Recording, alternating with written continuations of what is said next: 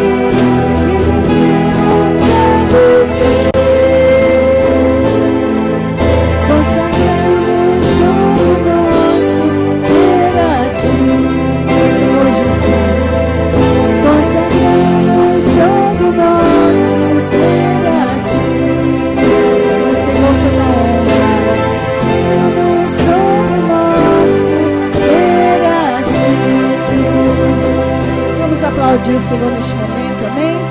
A Ele toda a honra, toda a glória e todo o louvor. Vamos ficar de pé neste momento, quem pode ficar de pé, e vamos fazer uma oração ao Senhor, pedindo ao Senhor a graça, pedindo ao Senhor a cura, pedindo ao Senhor as bênçãos sobre nossas vidas. Feche os seus olhos neste momento e abra os seus lábios e fale com o Senhor aquilo que está precisando. Senhor nosso Deus e nosso Pai, em nome de Jesus Cristo, nós nos colocamos na Tua presença, Pai amado. Estamos reunidos no nome do Senhor Jesus, Teu Filho, que morreu, mas ressuscitou e está vivo. E prometeu estar conosco quando estivermos duas ou mais pessoas reunidas no Teu nome. É a Ti, Senhor, que invocamos, é a Ti que clamamos neste momento. Em nome de Jesus Cristo, Senhor, nós pedimos, Senhor, que derrame a Tua graça nessa noite, que derrama o Teu poder, Senhor, que o Senhor venha manifestar a Tua glória, a Tua graça, a Tua bondade. Se houver algum problema insolúvel, se houver alguma dor no coração, Senhor, alguma doença também que tenha perturbado, que tenha tirado da pessoa o sono, ó Deus, o Senhor venha quebrar tudo aquilo que não presta e não provém de Ti. Envia Teus anjos para trazer a cura, Senhor. Dê uma ordem aos Teus anjos a nosso favor. E em nome de Jesus nós Te pedimos, Senhor, livra-nos de todo o mal, livra-nos da maldade do homem, da maldade, Senhor, que nós não vemos, daquilo que nós não sabemos. Em nome de Jesus Cristo, nós invocamos o teu nome e nós pedimos a tua bênção nesta noite. Fala conosco, Senhor. Fala conosco poderosamente. Quebranta nosso coração e encha nosso copo de azeite. Encha nosso vaso com azeite novo. Não nos deixe vazios, Senhor, mas renova-nos na tua unção, em nome de Jesus Cristo. Porque, Senhor, teu é o reino, teu é o poder e tu é a glória para sempre. Amém? Os que confiam no Senhor são como os montes de Sião que não se abalam. Vamos adorar o Senhor com nossas mãos, com nosso ser, em nome de Jesus. Duas palmas.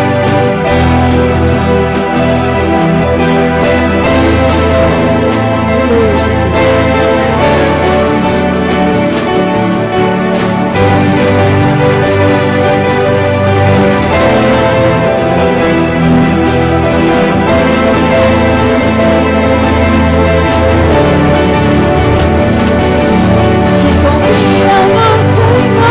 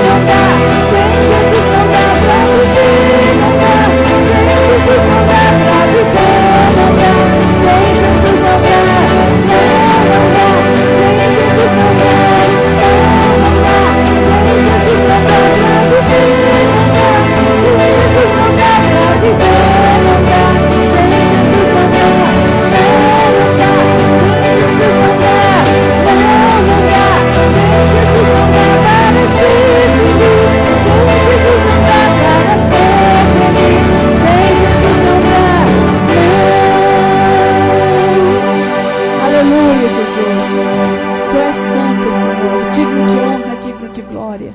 Muito obrigada, Senhor. Sente-se no seu lugar. Pastor Neil, em nome de Jesus. Abençoa, Senhor, o nosso culto. Que nós estamos, ó Deus, cultuando ao Senhor. Nós não estamos aqui para assistir ao culto, mas nós estamos aqui, Senhor, para entregar a Ti o que é Teu. Toda a honra, toda a glória, todo o louvor. E para clamar o Teu nome, Senhor, em nome de Jesus. Muito obrigada, Senhor. Graças a Deus. Boa noite mais uma vez, que eu não comentei ainda. A graça do Senhor seja conosco, amém? Graças a Deus. Boa noite. Seja bem-vindo em nome de Jesus. Se quiser sentar mais na frente aqui, hoje nós estamos com menos pessoas. Se der esfriado, o povo vai ficar com medo do frio. Mas graças a Deus, vamos falar um pouquinho sobre Pedro hoje. Porque Pedro até que tinha boa disposição, tinha boa intenção. Vamos estudar um pouquinho a respeito de Pedro. Se a gente consegue concluir hoje, senão a gente continua no domingo. Falando acerca de Pedro.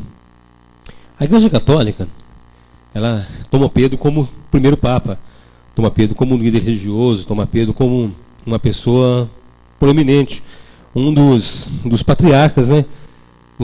Na verdade, o pai da Igreja Católica, eles falam que é Pedro. Mas nós sabemos que assim como Paulo, assim como todos os 12 apóstolos, ele foi realmente um dos pais da igreja, mas Pedro foi um dos mais problemáticos discípulos de Jesus.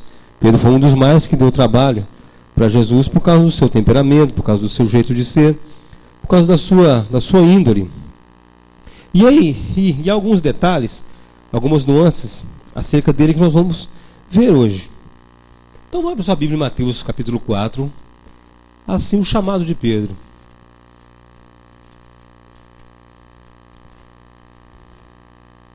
Mateus capítulo 4. Vamos falar algumas coisinhas. Fique de pé, vamos ler 4:18. Mateus 4:18. Ô Isaac, pega a Bíblia ali para a irmã ali. Tá a Bíblia ali. Tem uma aqui? Tem uma ali. Diz assim: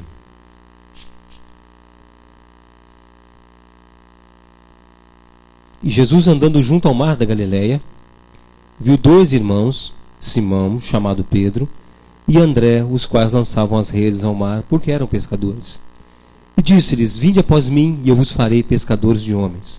E então eles, deixando logo as redes, seguiram-no. E adiantando-se dali, viu outros 2 irmãos, Tiago, filho de Zebedeu, e João, seu irmão, num barco com Zebedeu, seu pai, consertando as redes, e chamou-os. Eles, deixando imediatamente o barco e seu pai, seguiram-no. Amém. Senhor Jesus, nos abençoe essa noite. Dá-nos, ó Pai amado, uma porção da Tua palavra, uma porção da Tua graça, para nós falarmos sobre Ti, ó Pai, sobre a Tua obra, Pai, redentora, sobre a Tua obra, Pai, regeneradora, meu Deus. Pedimos ao Senhor, ó Pai, que nos abençoe, em nome de Jesus. Amém. Pode se assentar.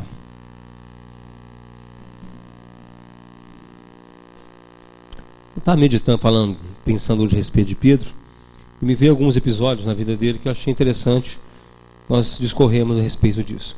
Primeira coisa, quem chamou Pedro foi Jesus Cristo. O próprio Jesus chamou a Pedro. Então vamos começar já um parâmetro para o cristão hoje. Quem chama o cristão, quem chama a pessoa para seguir a Cristo é o próprio Jesus. É o próprio Espírito Santo que toca, que faz a obra. Então, primeira coisa, eu tirar um pouquinho desse grave aqui. Nós mexemos nele no domingo.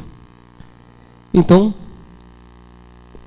nós cristãos, quem entende isso? Primeira coisa é o chamado, a graça irresistível, o poder do Evangelho, o poder transformador do Espírito Santo, a graça de Deus que nos alcança.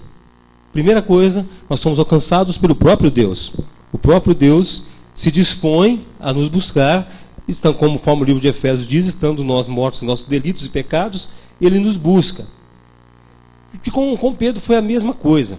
Jesus vai até Pedro, vai até ele, específico, não foi aleatório. Jesus não pegou não viu uma multidão de pescadores e foi em Pedro aleatoriamente. Não, ele foi naquele dia para buscar Pedro. Ele foi até a beirada do mar da Galileia e foi lá chamar Pedro. Foi lá para buscar ele, para pegar um dos filhos de Zebedeu, para pegar Pedro e os filhos de Zebedeu. Pedro, seu irmão e os filhos de Zebedeu. E chegando, ele já chama Pedro e fala: olha, vem cá que eu vou te fazer pescador de homens. Você está aí pescando peixe? Eu vou te fazer pescador de homem. Porque em outros textos, nos outros evangelhos, fala o seguinte: tem mais algumas nos detalhes que não tem em Mateus. Vamos lá em Marcos capítulo 1, versículo 14. Mais um detalhe da chamada de Pedro.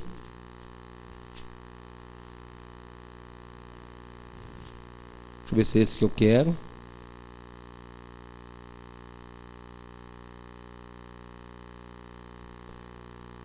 Vamos ver, mas eu quero aquele texto, Lucas 4. Deixa eu achar primeiro antes de falar com você. Onde eles estão pescando a noite inteira. Jesus chega e fala: não adianta você fazer isso aí. Tem que ser conforme. Lucas 4, 14, 15. 15? Muito pouquinho,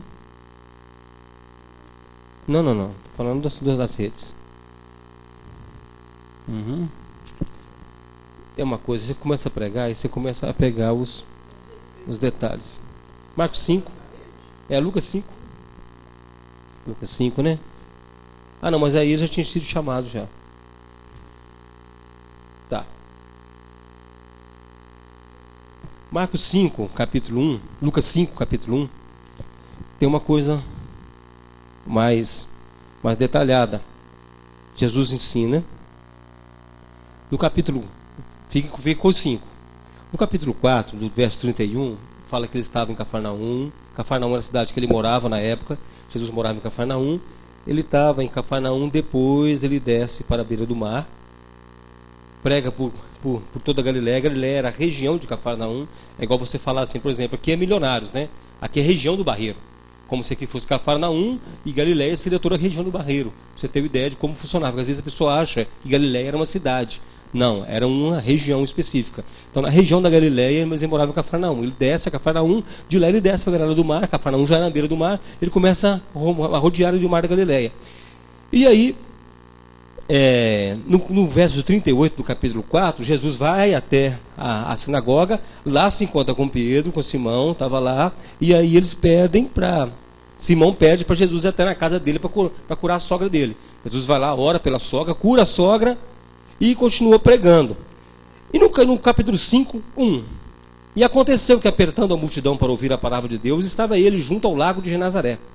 Então, ele estava lá da beirada do lago e o povo queria ouvir a palavra, o povo tinha muita sede, afinal tinha 400 anos que não se levantava profeta em Israel, o povo estava meio doido para poder ouvir a palavra de Deus. Quando Jesus começava a falar, se juntavam multidões para ouvir a palavra. O Senhor, finalmente apareceu um profeta em Israel. Apareceu alguém que fala de novo, fala de novo em nome de Deus. E a multidão foi apertando, ele pede para trazer um barco. Traz um barco para mim que eu vou entrar no barco e vou até uma distância da água e ali eu vou pregar para a multidão poder ouvir. Porque uma coisa é você falar de longe para 100 pessoas, mas longe não falar pertinho, o som não chega lá atrás. Então Jesus se distanciou para abrir bem, para ele poder falar.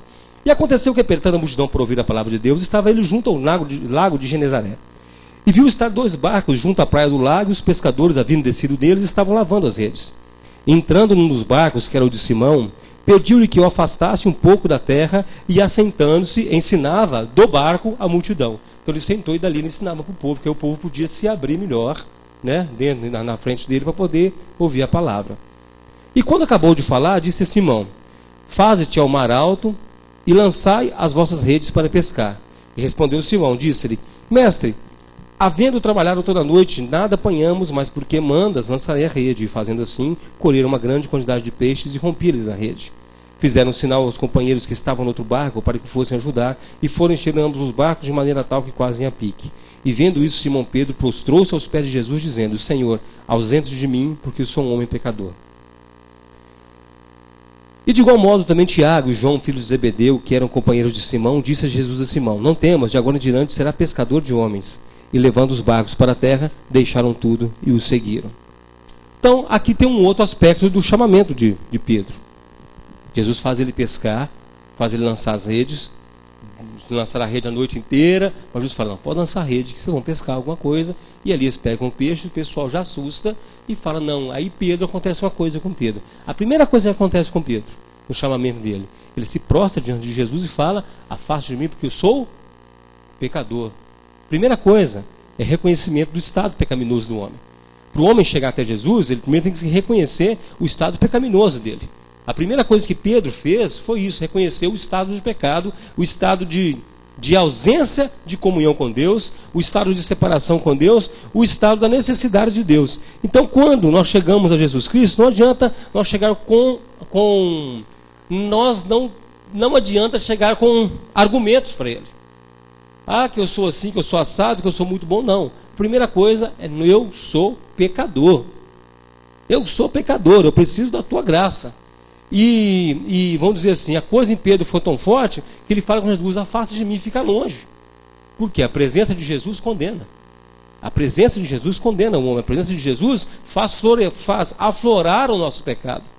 Porque não há maneiras de esconder diante de Jesus Cristo aquilo que nós somos. Nós podemos esconder para nós mesmos, podemos criar uma imagem de auto-engano para nós mesmos, nós podemos criar fantasias a nosso respeito, podemos criar coisas a nosso respeito, mas com Jesus não tem fantasia, com Jesus não tem lero-lero, com Jesus não tem isso. Ele sabe o que nós somos.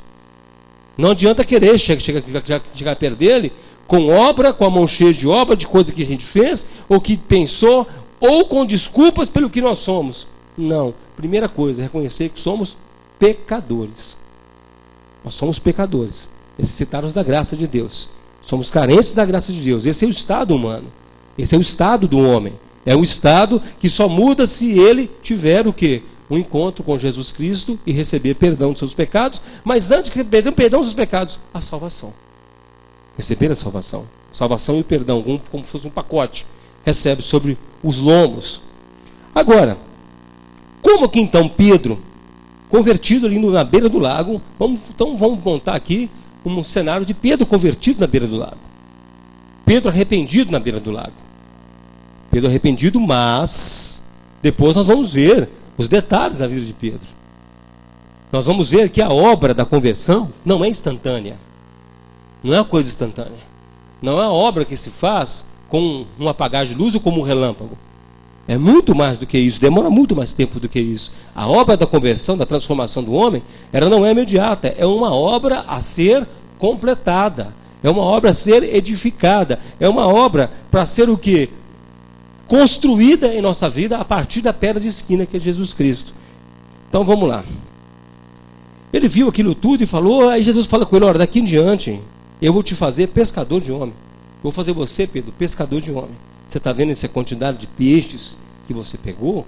Vou te fazer pescador de homem. Tá, essa palavra, Pedro podia achar que ia se cumprir no dia seguinte, né?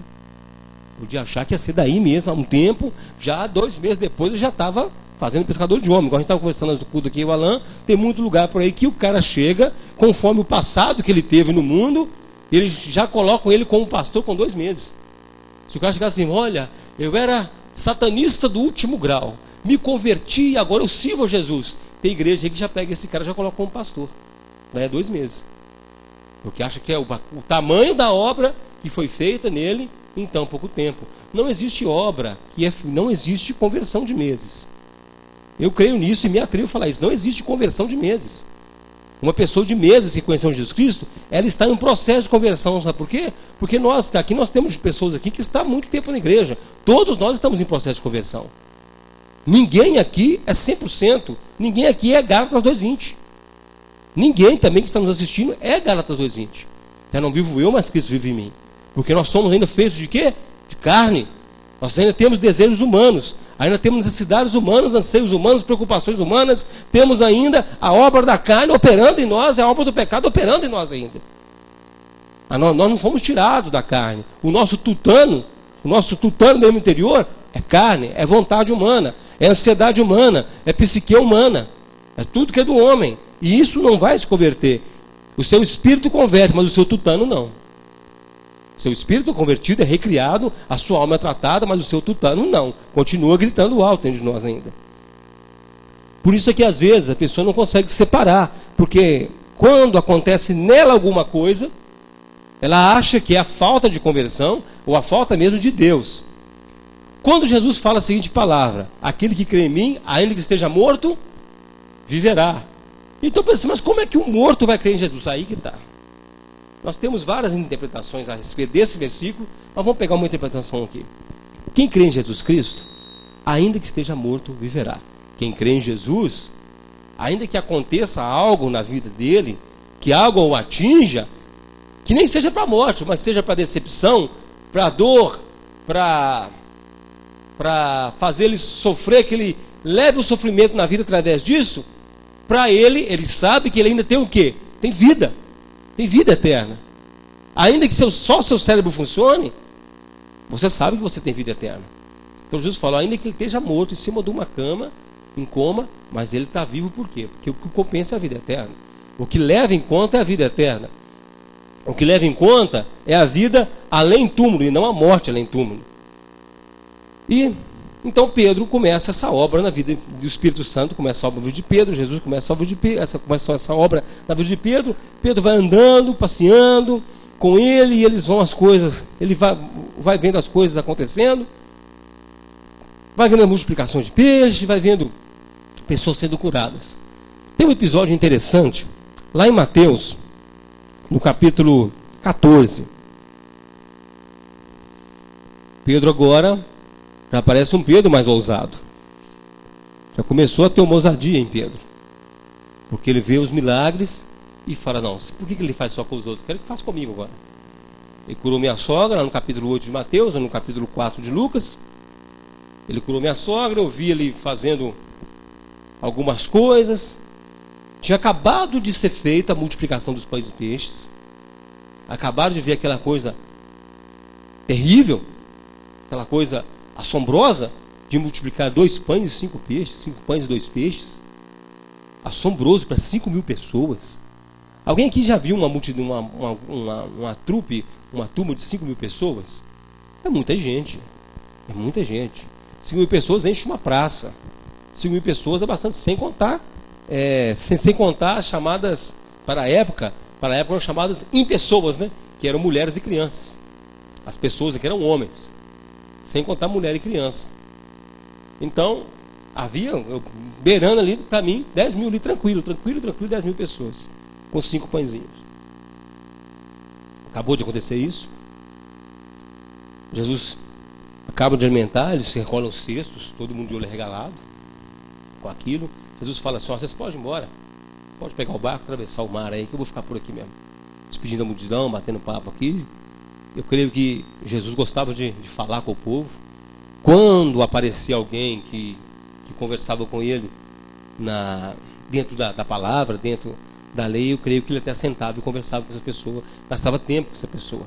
Veja Nicodemos, a mulher samaritana, ele gastou tempo com as pessoas. E depois que ele vai, nós já conhecemos a história, não preciso aqui ficar recontando a história de novo, né? Que ele vai atravessando, vai no mar, assim, o pessoal olha, acha que é um fantasma. É um fantasma que está chegando aqui. Está chegando um fantasma. Deixa eu tirar essa microfonia chata aqui. Então um fantasma chegando, parará, e aí Jesus chega. Não é fantasma não, sou eu. Não é fantasma. Aí Pedro dá um grito. Aí Pedro já começa a ousadia de Pedro. Se é o Senhor mesmo, então fala para mim ir andando até aí. Se é o Senhor, então fala que eu vou andando até aí. O Senhor então. Isso está no versículo 29. Vamos lá. Jesus Cristo disse, vem. E Pedro, descendo do barco, andou sobre as águas para ir ter com Jesus. Mas sentindo o vento forte, teve medo. E começando a ir para o fundo, clamou dizendo, Senhor, salva-me. E logo Jesus, estendendo a mão, segurou e disse, homem de pequena fé, por que duvidastes? Então Pedro queria alçar um voo mais alto. Já queria andar no desafio humano. Já queria andar nos desafios da fé, como a gente vê por aí. Mas uma coisa Jesus falou com ele, você tem pequena fé ainda. Você está querendo fazer o quê? Está querendo provar para os seus amigos, os outros discípulos, que eu te chamei, eu te escolhi? Você não amadureceu esse tempo que você viu os milagres acontecendo e sabendo que sou eu? Você ainda ficou na dúvida se era eu que estava chegando? Então, na verdade, quando nós nos convertemos, quando a obra vai sendo feita na nossa vida, o nosso discernimento às vezes é pouco. É um pouco de discernimento. O discernimento não é tanto assim. É pouco. Nós achamos que nós já podemos fazer algo baseado em nossa fé. Não, eu posso fazer porque eu tenho fé para isso. Isso é meninice, isso é criancice e imaturidade. E aí começa a fazer as coisas, e aí Pedro faz isso, mas o mais interessante detalhe é o seguinte: quando ele começa a fazer, ele começa a afundar. Começa a ver a luta da vida, os problemas da vida. Porque o crente, ele vai percebendo, depois que ele converte, que ele mudou por dentro, mas a casa dele não mudou, os amigos não mudaram. Porque quando a gente converte, a gente quando encontra com Jesus, a gente acha que todo mundo é bonzinho, né? Todo mundo se converteu junto com a gente.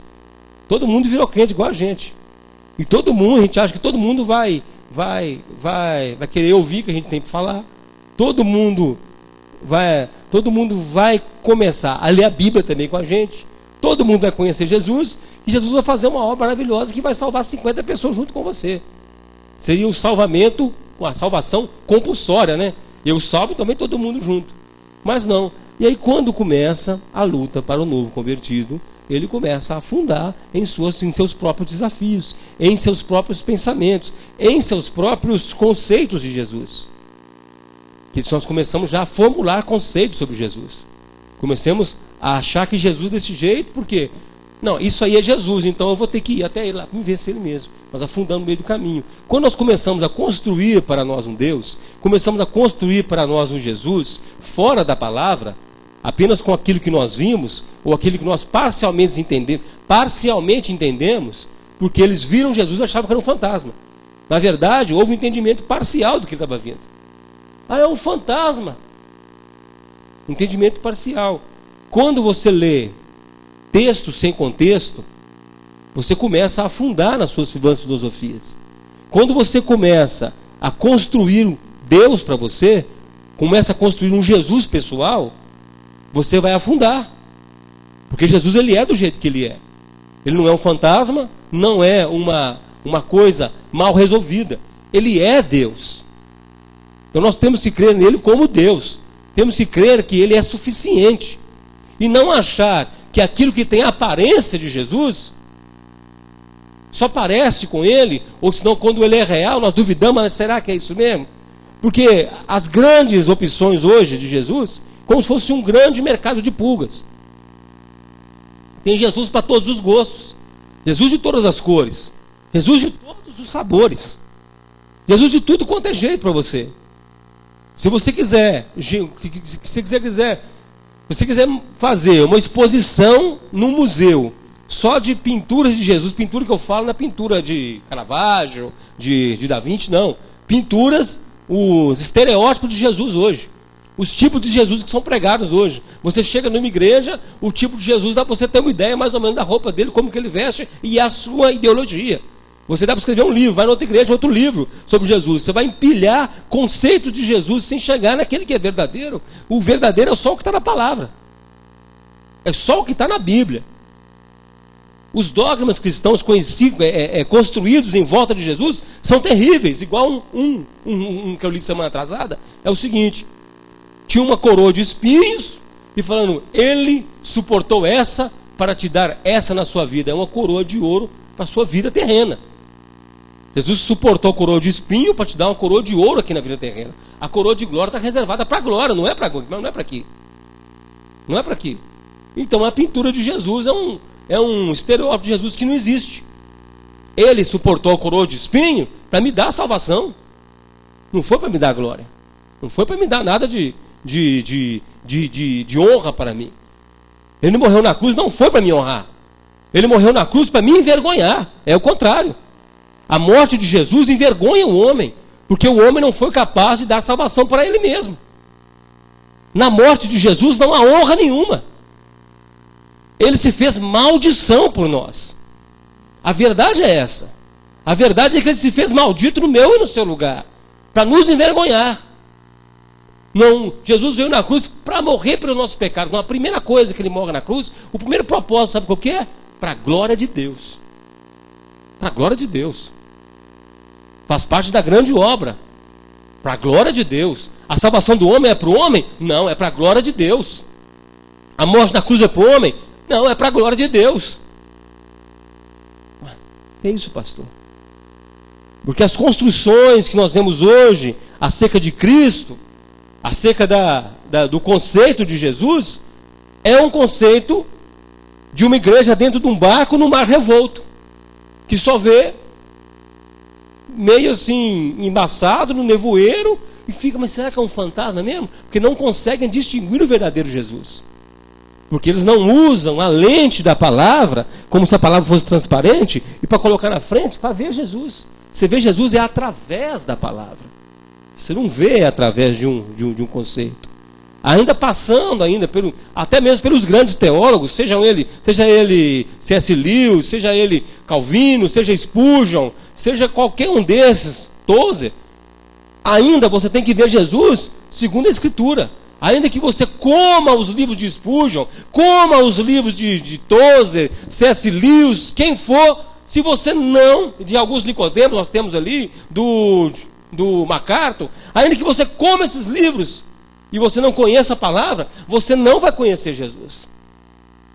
Mais uma vez, vamos bater na tecla. Se não conhecer Jesus conforme diz as Escrituras, não vai ser um ser de água, que vai fluir rio de água, não vai ser fonte. Senão não tem jeito. Aí isso que é vamos dizer assim, a grande dor da igreja é essa hoje. É não produzir cristão. É produzir clone do pastor. É produzir clone ideológico. Eles produzem clone do pensamento pastoral. Não conseguem produzir cristãos. Porque meu pastor prega assim, então eu creio assim. Porque meu pastor ensina assim, eu creio assim. Pelo amor de Deus, não faz isso não. Não fala uma coisa dessa não. O pastor Hilton prega assim, por isso que eu creio assim. Não, você tem que crer conforme diz a Escritura. Eu sou um homem, comedor de feijão como eu e você. Sou comedor de feijão. Sou sujeito a erro, sou sujeito a errar. Sou sujeito a um relâmpago cair na minha cabeça. Sou sujeito a isso tudo. Não, é conforme diz a palavra de Deus. A palavra. Ah, pastor, mas é muito complicado estudar a Bíblia. Eu já ensinei esse método aqui, vou ensinar de novo. Até meus irmãos já estão aqui, já escutaram, mas os irmãos que estão assistindo a gente de fora, é o seguinte: lê Mateus, Marcos, Lucas e João. Come os 4 evangelhos, para você conhecer Jesus. A maioria dos cristãos hoje tem um conhecimento parco de Jesus, apenas sabe de quê? Tem conhecimento dos arquétipos e dos tipos de Jesus. Tem conhecimento de José, que é um arquétipo de Jesus. Conhecimento de Moisés, que é arquétipo de Jesus. De Elias, tem conhecimento de... me ajuda aí. Davi, que é o arquétipo de Jesus. Mas o próprio Jesus ele não conhece. O modelo disso tudo, porque Jesus é o modelo para Davi, é o modelo até para Saul. Até para Saul ele é modelo. Que é isso, pastor? Sim. Até para Saul ele era modelo. Era modelo para Adão. Ah, que é esse modelo para Adão, pastor? Mas Adão caiu. É? O que Deus falou?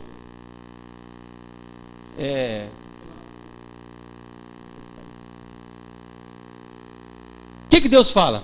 Façamos o homem conforme a nossa imagem, conforme a nossa. Então Jesus foi modelo para Adão, que é o cordeiro, morto antes da fundação do mundo. Então é modelo para tudo. Agora os caras ficam com o modelo, com a maquete. Quando você compra um apartamento na planta, você vai morar onde? No apartamento ou vai morar na maquete? É no apartamento, não é na maquete. Eles ficam com a maquete, não conhecem o verdadeiro. Então, se não conhecer o verdadeiro, vai afundar e não tem um nome para quem chamar. Pedro teve um nome para quem chamar. Jesus estende a mão e tira ele. Não, daí vou tirar você do seu abismo de dúvida, vou tirar você do seu abismo de falta de fé, vou tirar você do seu abismo conceitual, vou arrancar você daí e te colocar em pé em cima da água. Você vai andar comigo pro barco agora. Você deixar de ser bobo, você vai ter que voltar e tem muito que aprender ainda, Pedro. Você está achando que você já pode? Porque Pedro era ousado. Pedro era muito ousado. Ele tomava a frente, nós vamos ver aqui, ele tomava a frente de muita coisa que Jesus estava fazendo, ele pulava na frente, tomava a frente, falava o que vinha no coco, o que vinha na cabeça ele estava falando. Então vamos mais. Mas sentindo um vento forte, teve medo. Epa, medo. Medo. Coisa interessante, uma coisa chamada medo. Interessante. O cristão pode sentir medo? O cristão tem medo? Tem. Tem temores. O cristão tem temores também. Uma coisa que eu achei interessante que aconteceu comigo, que eu achei, não foi compartilhar uma coisa interessante. Uma segunda-feira eu fui no médico, uma segunda-feira, ouvido tampado, o médico me dá um diagnóstico de um tumor no ouvido. Eu saí de lá, sinceramente, eu saí de lá falando assim, acho que está chegando a minha hora de ficar surdo, pelo menos ficar surdo, mas não sei se eu vou morrer. Aí fui pro Google, né, pro YouTube, fui ver o nome, peguei o nome do tumor que supostamente ele estaria, fui ver, achei um vídeo de uma cirurgia do tal tumor. Fiquei horrorizado, né? Fui ver o vídeo da cirurgia que supostamente eu teria que passar. Mas o interessante é que a médica não deu nada escrito, foi tudo de boca.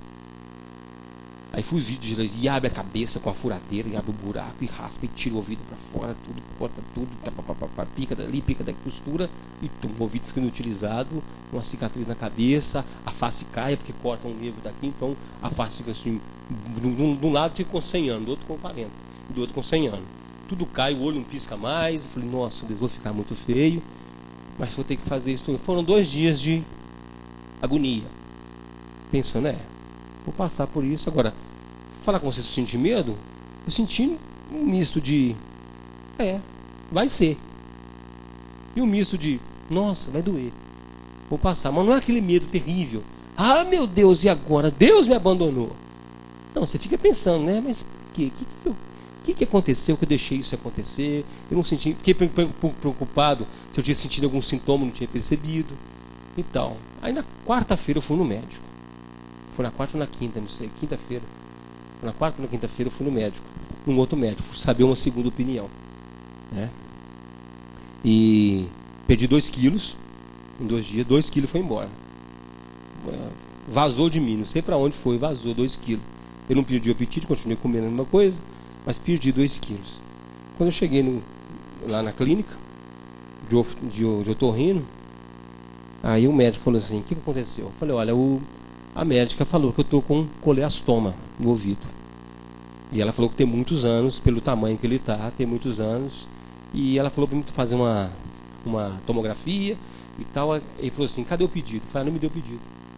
Te deu nada? Eu falei, não, só me falou de boca também. Ele falou, deixa eu ver isso aí. E ela tinha mexido no meu ouvido, enfiou uma peça lá e puxou a ferramenta, doeu pra caramba. Aí ela falou, você está com coleastoma mesmo. Eu cheguei no médico, não vou nem olhar o seu ouvido, eu vou olhar o seu nariz.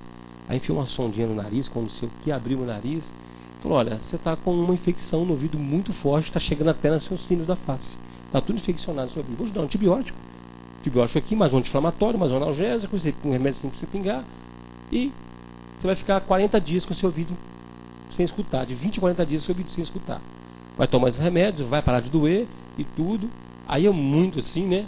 Falei, eu posso sair daqui com fone de ouvido? Ele falou, pode, à vontade. Você está ouvindo lá, botei no fone de ouvido e saí escutando música. Eu não estava escutando nada, né? Aí mostrei, até perguntei para ele sobre o fone de ouvido. Falei, não, você pode usar esse fone de ouvido, não tem problema não. Aí saí de lá, tomei antibiótico. Ele xingou a médica comigo. Não, essa médica não podia ter feito isso com você e tal. Você não está com isso não dá para ver. Aí passou o período dos antibióticos, tomei, com 30 dias por aí, meu ouvido destampou. Destampou, ficou bom. Falei, voltei lá, ele olhou, falou, não, você não tem nada, pode ir para casa. Não tem nada no seu ouvido. Aí eu saí de lá pensando se ia na médica falar com ela. Falei, meu ouvido, você falou que eu tinha perdido. A gente falou, você já perdeu esse ouvido. Aí eu fico pensando. As formas que a vida não é a vida nos prega, a peça, não é a forma que as armadilhas são colocadas diante de nós. Pode ser obra do diabo? Pode ser obra do diabo. Pode ser obra do cão. Mas para nos trazer desespero, para nos trazer tristeza, para nos trazer angústia, para ficarmos assim, perdidos, porque quando estamos doentes, a gente quer aquele efeito imediato de que tudo resolve depressa, né? Porque a dor é muito ruim. A dor é ruim, o incômodo é ruim, tudo é muito ruim. Mas quando nós temos uma fé que não é madura, uma fé que não é amadurecida, a primeira coisa que vem na nossa mente, sabe o que é? Deus me abandonou. Deus me abandonou. Primeira coisa que vem na sua cabeça quando você não é convertido, quando você tem pouca fé, ainda que você conheça muito, que você tenha muito ânimo pela palavra e tudo, mas a primeira coisa que vem na cabeça é que Deus me abandonou. Agora, quando você tem uma coisa que se chama fé, meu irmão, que vem de Deus, você fala, não, Ele está no controle. Ele está no controle. Não, mas as coisas não são assim que eu quero para agora. Deus está no controle, Ele não perde o controle, Ele não larga a rédea de nada, Ele não solta a sua mão para nada, Ele não solta nada da mão dele, é dele. Quando nós nos convertemos, nós assumimos a posição de filho, porque nós somos comprados, pertencemos a Ele, nós pertencemos a Jesus. Não é aquele negócio de você achar que, não, eu sou de Jesus durante um tempo, eu estou aqui pertencendo a Ele durante um tempo, de vez em quando o próprio Deus me deixa de lado e depois me pega. Não, nós pertencemos. É como se nós tivéssemos um selo de autenticidade em nós que não sai, porque temos esse selo realmente, que está lá em Efésios capítulo 2, verso 13. Nós somos selados. Autenticidade, não adianta. Você pode estar perrengue, pode estar bem, você é dele. Você pode estar no meio de uma guerra com balas humanas no seu ouvido, você continua sendo de Deus. Mas isso as pessoas não conseguem entender isso, porque na verdade ficam naquela fé superficial, daquele Jesus enevoado, que na verdade ele não tem uma intimidade, não tem conhecimento, porque não consegue nem ver a face dele, porque está enevoado, encoberto. É um Jesus conceitual. Coisa mais interessante, eu vou até falar uma coisa que tem a ver, mas é um pouco de cultura inútil. O disco mais satânico do século XX, eu estava lendo a respeito disso. Você logo pensou na banda de heavy metal, né? De black metal. Hã? Quê? Não entendi. Não é. Aí que tá. Não é rock. A música mais satânica do século XX é uma música eletrônica que chama Jesus Pessoal. Personal Jesus. Depeche Mode. De música eletrônica. Que fala que você tem que construir o seu Jesus pessoal conforme o seu gosto. É pior do que falar contra Jesus. É te dar um engano muito maior. Que você pode construir o seu. Do it yourself. Tenha o seu próprio Jesus. Faça você mesmo. O cara não converte. Porque ele é um Jesus conceitual. É isso que nós vemos hoje. É um Jesus televisivo. É um Jesus que aparece no Festival Promessas. É um Jesus que aparece na Globo. Esse Jesus aparece. O Jesus aparece no Luciano Huck à tarde e à noite é ridicularizado na novela porque tem uma crente que se prostitui. E ninguém faz essa análise, ninguém faz essa ligação. O Jesus pessoal, um personal Jesus, do it yourself, faça você mesmo o seu Jesus. É isso é que tem enganado multidões. Que tem enganado multidões, e multidões estão no vale da decisão sem saber para onde vai, achando que estão servindo a Deus. Estão servindo um conceito de um homem que aprove por si criar um Jesus com sorriso para acolher e trata as pessoas como criancinhas. Mas Jesus trata como homem. Jesus não trata crente como criancinha, não. Ele trata como homem, como pessoa madura. Ele fala grosso, porque naquele dia a voz dele é como o som de muitas águas. Tem muito crente que vai encher as calças quando ouvir a voz de Jesus a primeira vez, achando que ele vai chegar com voz de "Polis malditos, polis malditos". Não. Ele vai falar assim, ó: aonde você botou o seu talento que eu te dei? Mas não, cadê? É igual a voz do pai, quando nós somos criancinha pequena e o pai bota o pé dentro de casa e chama o nosso nome. Até trema, né, Demir? Bota o pé dentro de casa e fala: fulano. Você já vê assim, é hoje. É hoje. Hoje que eu vou apanhar. É. Da mesma forma, nós chegamos diante dele, ele vai falar: fulano. E o seu nome completo, igual a mãe a gente chama, né? Igual quando eu chamo minha filha, Sara Raquel. Ela já sabe. 2 nominhos, igual novela mexicana.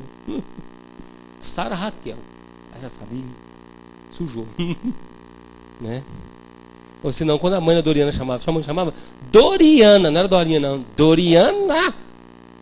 Chama não, é Dorinha. Dorinha. É horrível. É horrível. Não conhecem Jesus. Não sabem quem é Jesus.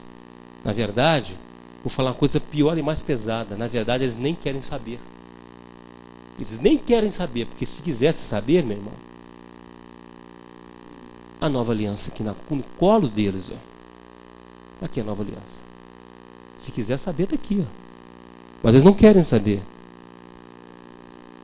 Indesculpáveis.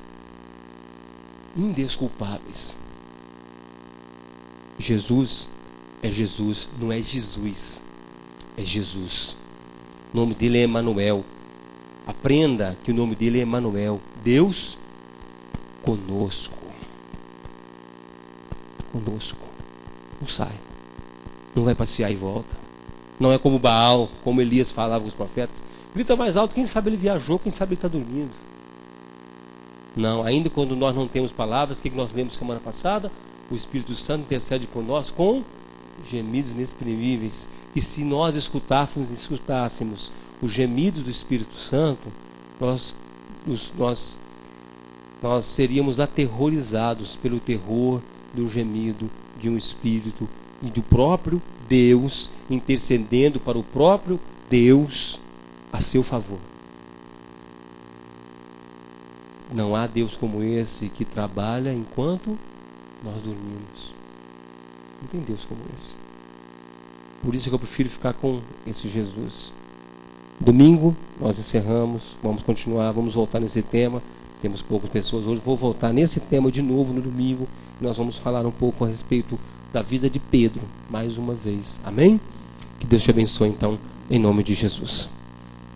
Deus abençoe a sua vida. Graças a Deus. Nós hoje, aqui em Belo Horizonte está muito frio hoje. O pessoal hoje deu uma escapada, né? Escapada hoje.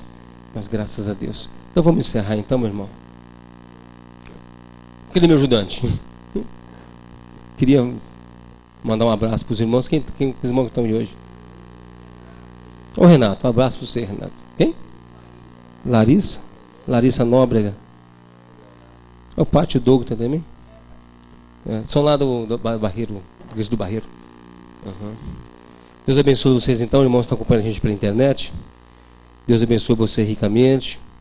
E que você conheça o Jesus, não o Jesus pessoal, mas o Jesus da palavra.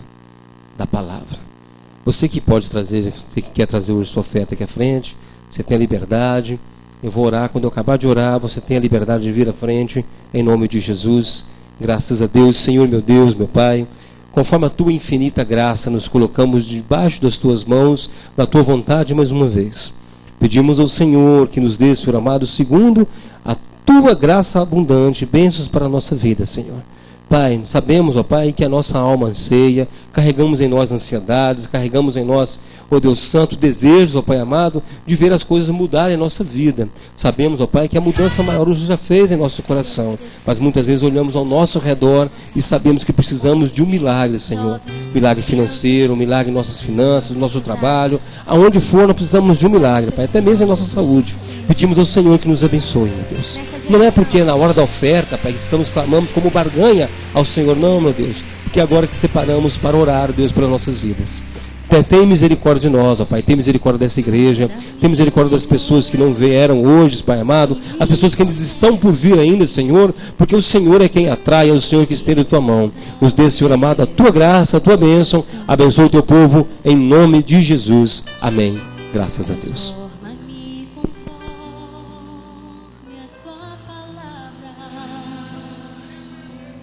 E enche-me até que em mim se ache só a Ti. Então